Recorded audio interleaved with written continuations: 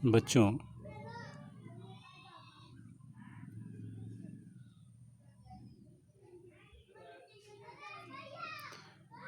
इसके पहले आपने पढ़ा था एक समान रूप से आवेशित विलगित गोलीय चालक के बाहर किसी बिंदु पर विद्युत क्षेत्र की तीव्रता, और अब पढ़ेंगे आप उसके पृष्ठ पर विद्युत क्षेत्र की तीव्रता और उसके भीतर जो गोलीय कोश है उसके भीतर किसी बिंदु पर विद्युत क्षेत्र की तीव्रता। तो दूसरा पॉइंट है कोश के पृष्ठ पर, यानी कि इस पर कोश के पृष्ठ पर जो है विद्युत क्षेत्र की तीव्रता क्या होगी। तो जो त्रिज्या हम लोगों ने यहाँ पे आर लिया है, स्मॉल आर, तो यह स्मॉल आर जो होगा वो कैपिटल आर के बराबर हो जाएगा। अगर हम विद्युत क्षेत्र की तीव्रता इस बिंदु को इस पर मान लें तो ये त्रिज्या आपकी जो होगी वो इस कैपिटल आर के बराबर होगी। तो जो ऊपर हमने प्राप्त किया है, जो इक्वेशन हमने फाइंड किया है, ई बराबर sigma upon epsilon naught R का स्क्वायर अपान स्मॉल आर का स्क्वायर। तो आर का स्क्वायर जो है, स्मॉल आर का स्क्वायर जो है कैपिटल आर के बराबर है, आर जो है स्मॉल आर जो है कैपिटल आर के बराबर है, यहाँ पे हमने दिखाया है। तो इस तरह से जो है दोनों आर आर कट जाएंगे तो ई बराबर आपका सिग्मा अपान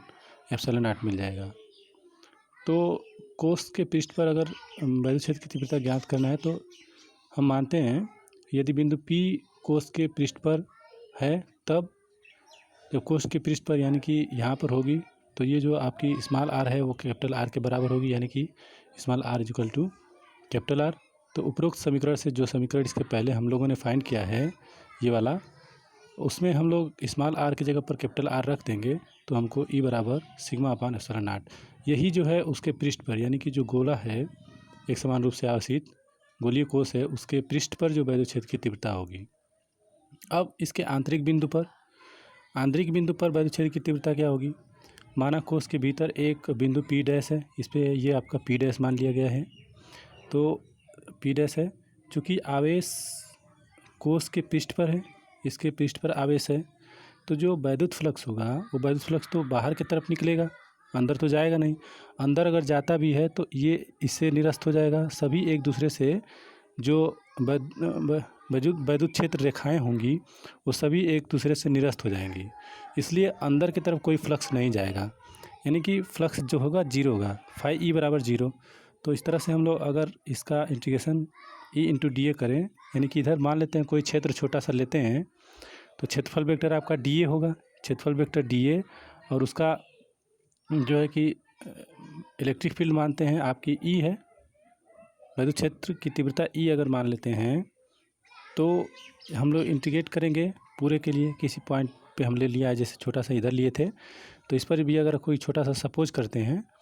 तो उसके लिए आपका जो है integrated by E into D ए होगा, और इस कास थीटा यानी कि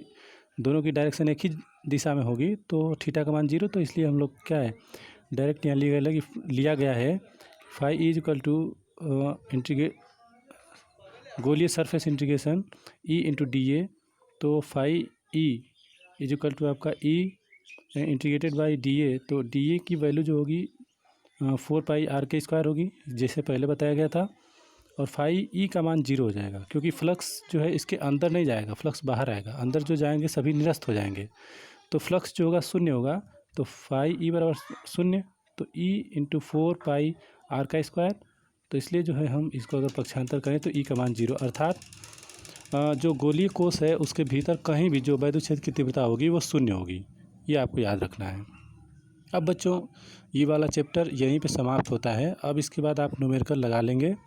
और जो न्यूमेरिकल नहीं आता है उसको आप पूछ सकते हैं।